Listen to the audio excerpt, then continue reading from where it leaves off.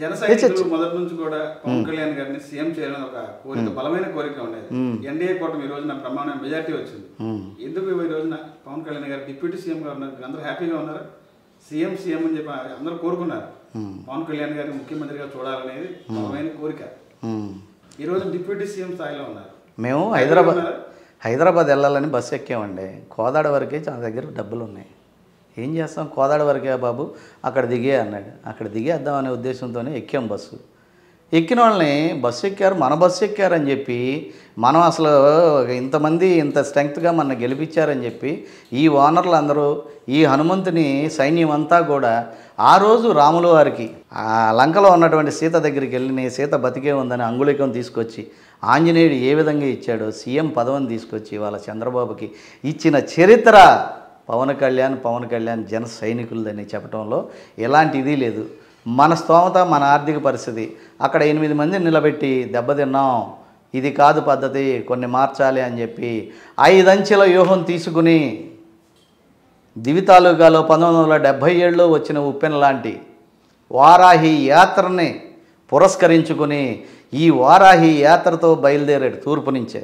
ఆ బయలుదేరిన విధానం కానీ, ఆ వారాహి తల్లి ఈయన మీద ఉన్న కరుణ కానీ, అతను అనుకున్నటువంటి చంద్రబాబు అనేవాడిని సీఎం చేయాలి, అతని ద్వారా రాష్ట్రాభివృద్ధి చేయాలి, ఆ రాష్ట్రాభివృద్ధి చేసే విధానంలో నేను కూడా భాగస్వామిని కావాలనుకున్నాడే కానీ నేను సీఎం అవుదామని అతను అనుకోలే.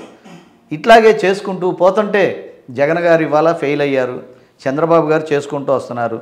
చేసే అవకాశాన్ని పవన్ కళ్యాణ్ గారికి కల్పించారు. అంతకుముందు ఉప ముఖ్యమంత్రులుగా 5 ఉన్నారు. ఒక కాపు, ఒక ఎస్సీ, ఒక బీసీ, ఇంకోళ్ళు. ఏ ఒక్కళ్ళకన్నా ఈ ప్రిఫరెన్స్ ఉందా ఈ రాష్ట్రంలో? ఒక ఉప ముఖ్యమంత్రికి ఇంత గౌరవ మర్యాదలు ఉన్న చరిత్ర ఎప్పుడన్నా ఉందా? విశ్వాసం చంద్రబాబు గారు జైలుకి వెళ్ళిన తర్వాత చంద్రబాబు గారి ప్రవర్తనలో చాలా మార్పు వచ్చిందండి. ఏంటంటావేమో, తనామనా తెలుసుకున్నాడు, రూపాయి విలువ తెలుసుకున్నాడు, టైం విలువ తెలుసుకున్నాడు, ఫుడ్ విలువ తెలుసుకున్నాడు. నేను లేనప్పుడు నా పార్టీ మెయింటైన్ చేసింది ఎవరు నా కోసం వచ్చిందో తెలుసుకున్నాడు. వాళ్ళని వదులుకోకుండా వాళ్ళందరినీ నేను కాపాడుకోవాలి అని చెప్పి తెలుసుకున్నాడు. అర్ధరేత్రి ప్రాణాలకి తెగించి ఇంతమంది పారిశ్రామికవేత్తలు నా కమ్మోరు ఉన్నారు, నా పార్టీలో ఉన్నారు, నా పార్టీకి వదిలేసి పారిపోయారు. ఎక్కడ ఆస్తులు జప్తు చేపిస్తాడో, ఈడీని పంపిస్తాడో, కేసులు పెడతాడోనని భయముతో పారిపోయారు. పారిపోకుండా ఉంది అమరావతి రైతులు ఒకటి. పారిపోకోకుండా అన్నిటికీ తెగించి వచ్చి నీ కోసం నడి రోడ్డు మీద పడుకుంది పవన్ కళ్యాణ్ గారు. అలాంటి పవన్ కళ్యాణ్కి మనం మేలు చేయకపోతే పబ్లిక్ అనాలిసిస్ చెప్తున్నానండి నేను, ఇవాళ మనకు బతుకుండదు. మనం ఎన్ని పథకాలు పెట్టినా, ఎన్ని చేసినా రేపొద్దున మరలా పవన్ కళ్యాణ్ లేకోకుండా నేను ఒంటరిగా వెళ్తే రేపొద్దున ఇదే ప్రజలు నన్ను చేదరిస్తారు. సిపిఎంని మింగేశాడు, సిపిఐని మింగేశాడు, బీజేపీని మింగేశాడు, ఆల్రెడీ వేరే పార్టీలను కూడా మింగేశాడు. ఇవాళ పవన్ కళ్యాణ్ కూడా 2014లో ఒకసారి మింగాడు, కానీ గొంతు దాకా వచ్చి మళ్ళీ బయటకు వచ్చాడు, పుంజుకున్నాడు. ఎవరో మింగలేని విధిగా బలమైన ఒక శక్తిగా, నిజాయితీ పరుడుగా నిలబడ్డాడు. ఇవాళ ఎక్కడ కడప, నిన్న చూడండి, ఎక్కడ ఇచ్చాపురం, ఎక్కడ శ్రీకాకుళం, ఎక్కడ పాలకొల్లు, ఎక్కడికి వెళ్ళినా పవన్. ప్రతి ఇంట్లోకి వెళ్ళిపోయాడు పవన్ కళ్యాణ్. అలాంటి పవన్ కళ్యాణ్ని మీరు ఏం ఆపగలరు? చూడండి జనవాణి కార్యక్రమాల ద్వారా ప్రజల్లోకి ఎలా వెళ్ళిపోయాడు. ఆయనకి ఏమన్నా ఆశ ఉందా? ఆయనకి ఏమన్నా ఒక పుచ్చలపల్లి సుందరయ్యలాగా ఆయన చెప్తాడే పద్దాగా, ఒక చెగువీరాలాగా నిస్వార్థంగా కోరిక ఉన్నా కానండి, కోరిక తీరటానికి కుదరాలి. అది భవిష్యత్తులో అవుద్దేమోనండి, భవిష్యత్తులో అవుద్దేమో. అతను కోరుకుంటే నేనే ఇస్తా, 1 సంవత్సరం 2 సంవత్సరాలు అయినా. స్వయంగా చంద్రబాబు గారు చెప్పారు, ఆయనలో మార్పు కనపడుతుంది. ఇన్ని బాధలు పడి ఇంత ఇదయ్యి 57 రోజులు జైల్లో ఉండి చంద్రబాబు గారు కూడా ఆపదలో ఆదుకున్నటువంటి, ఆపదలో ఆకలితో ఉన్నవాడికి ఆక్సిజన్ పెట్టి, అన్నం పెట్టి లేపి వాళ్ళ రాష్ట్ర పగ్గాలు ఇచ్చినటువంటి వాళ్ళకి అన్యాయం చేస్తే భగవంతుడు ఉన్నాడు, భగవంతుడు చూస్తాడు. అయితే ఇవాళ పవన్ కళ్యాణ్ సెక్యూరిటీగా కూడా చాలా ప్రాబ్లం ఉందండి. పవన్ అనేవాడు ఉంటే నేను సీఎం కాలేనని జగన్ టార్గెట్ పెట్టేసుకున్నాడు. పవన్ అనేవాడు 2029లో మరలా ఇప్పుడు ఎలా చేశాడు అలా నాకు సపోర్ట్ చేయకపోతే నాకు భవిష్యత్తు ఉండదు, నా బిడ్డ మళ్ళీ సీఎం కాలేడని చంద్రబాబు పెట్టేసుకున్నారు. ఈ జనసేన సైనికులకు ఒకటే చెప్తున్నానండి, ముందు పవన్ అనేటటువంటి నిజాయితీ పరుణ్ణి కాపాడుకుంటే రాష్ట్రం బాగుంటుంది. ఎందుకంటే అతనికి స్వార్థం లేదు. పుచ్చలపల్లి సుందరయ్య గారు లాగా ఆస్తులన్నీ ప్రజలకు దారబోసినాడు. ఒక మేఘాలయ ముఖ్యమంత్రి సర్కార్ లాగా 12,000 జీతం తీసుకుని ఆయన పనిచేస్తున్నాడు. చేశాడు.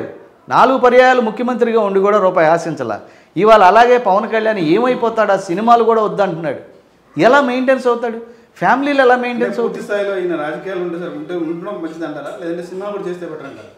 పూర్తి స్థాయి ఉంటే ఫుడ్ ఎవరు పెడతారండి? గడ్డి మామ దగ్గర కుక్కల్లాగా తయారైతే ఇవాళ బంగారపు స్పూన్తో రాజకీయ నాయకులకి నిన్నటిదాకా ఉద్యోగస్తులు అందరూ కలిసి తినిపించారు లంచాలనేటటువంటి మటన్ దమ్ బిర్యానీ. మిగిలింది వాళ్ళు ఇళ్ళకి తీసుకెళ్లారు. ఇవాళ ఇదే పవన్ కళ్యాణ్ వచ్చేసరికి వీళ్ళు తినడానికి లేదు, డిఫెండెడ్ ఆన్ శాలరీ, రాజకీయ నాయకులు తినడానికి లేదు. తింటే ఈయన చూస్తున్నాడు, ఎవరన్నా తింటే మాకు చెప్పండి, మేము యాక్షన్ తీసుకుంటాం. ఇన్ కేసు నేను తప్పు చేసినా కానీ నా మీదైనా మీరు యాక్షన్ తీసుకోండి అని చెప్పి డైరెక్ట్ చెప్పేశాడు. ఇంకెక్కడండి?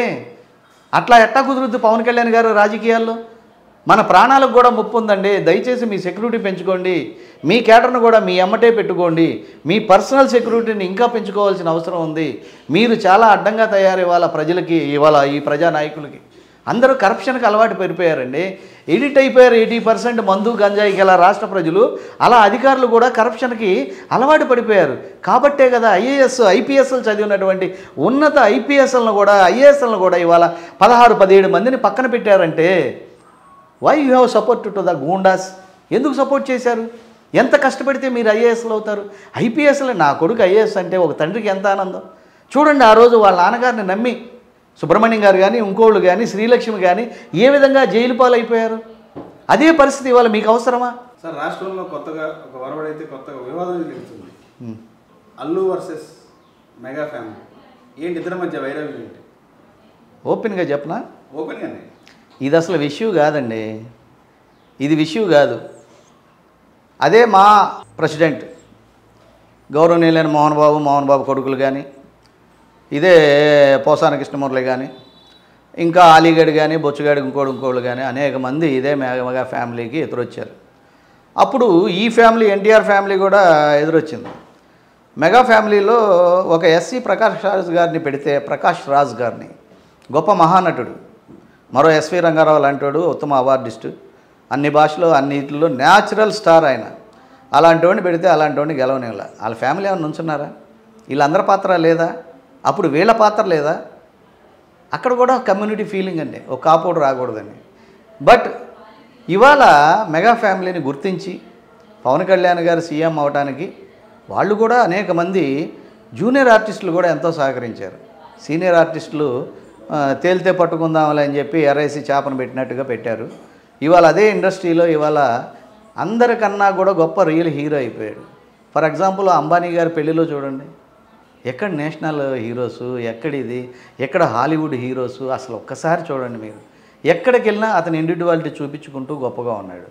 పిచ్చివాళ్ళం మేము 26% ఉన్న కాపులు, ఎస్సీలు, ఎస్టీలు, బీసీలు, అనేక మంది రాష్ట్రంలో ఉన్న వాళ్ళందరూ కూడా పవన్ కళ్యాణ్ పడే తపన, పవన్ కళ్యాణ్ గ్లామర్కి విలువడు, లేని కులాల్లో ఉండాలంటాడు. ఏనండి అక్కడికే వస్తున్నా. ఏ విషయం డైవర్ట్ అవ్వదు. ఇంతమంది కులాలు సపోర్ట్ చేసి కావాలని ఇతర కులాలు కూడా ఇవాళ పవన్ కళ్యాణ్ గారికి అంత గ్రేట్ మెజారిటీ ఇస్తే, అంతమంది వచ్చి ప్రచారం చేస్తే, అంతమంది హీరోలు వచ్చి ప్రచారం చేస్తే, జూనియర్ ఆర్టిస్టులు వచ్చి ప్రచారం చేస్తే, ఇవాళ అదే రామ్ చరణ్ కాడి నుంచి అందరూ వస్తే నువ్వెందుకు రాలేదయ్యా? నువ్వెందుకు రాలా? వచ్చానా పాయింట్కి? పవన్ కళ్యాణ్ అనేవాడు ఆంధ్ర రాష్ట్ర ప్రజలకి దేవుడు అయ్యాడయ్యా. ఈ దేవుడు నువ్వు దండం పెట్టుకోపోయి ఊరికన్నా వచ్చి కనపడాలిగా. గుళ్ళోకి వచ్చి గంటన్న కొట్టి కొబ్బరికాయ కొట్టి వెళ్ళాలిగా. లేదు, నువ్వు వచ్చి ఇక్కడే స్టార్ట్ అంగా నమస్కారం, లేకపోతే పవనిజం అనేటటువంటి లేదండి, అతను ఏం అనలేదండి. అది జాతి కోసం మాట్లాడిన ఉత్తమమైన పదం. లేదండి,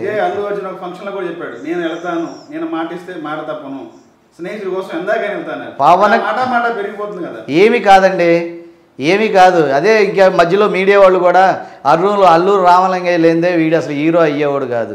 ఏమంటే ఊరుమ్మడి బతుకులు ఉన్నప్పుడు ఎందుకు అంత చిన్న పాత్ర చేసావు? మన ఊరు పాండవుల సినిమాకి ఎందుకు అంత చిన్న పాత్ర చేసావు? చిరంజీవి అంచెలంచెలుగా ఏ విధంగా వచ్చావు? ఈయనకు ఉపయోగపడ్డది. సుధాకరు, ప్రసాద్ బాబు, నరసింహారావు ఇట్లా చెప్పుకుంటూ పోతే కొంతమంది అత్యంత ముఖ్య స్నేహితులు ఉన్నారు. రూమ్ రెంట్ కూడా కట్టుకోలేక, రూములో తినడానికి లేక ఉండి టాలెంట్తో పైకి వచ్చినోడే చిరంజీవి. అల్లూరు రామలింగయ్యకి మళ్ళీ కాదు. అల్లూరు రామలింగయ్య ఫ్యామిలీ, అల్లూరు రామలింగయ్య అప్పుడు ఇప్పుడు ఎప్పుడు కూడా ఇదే కమ్మరుగు తొత్తులుగా బతికారు.